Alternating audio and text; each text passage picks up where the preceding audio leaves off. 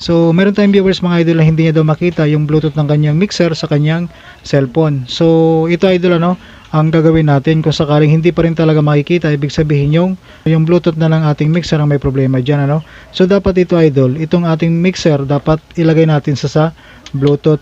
Ayan. Tapos, itong ating cellphone idol, buksan din natin yung pinaka Bluetooth nitong ating cellphone.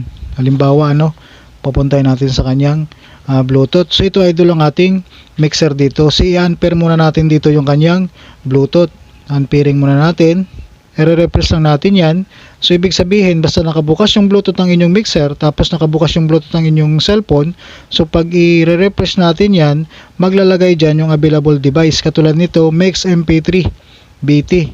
Dahil nasa available device na siya, i-click lang natin yan para mapipiring siya. Yan ipipiring lang natin. Mapiring na natin yan dito idol, ibig sabihin nandito na sa ating pair device. Yan ang bilog na to idol, ang ibig sabihin connected na sa ating cellphone. So gawin natin idol, baka sakali makita natin yung ating Bluetooth nitong ating mixer dito sa ating cellphone.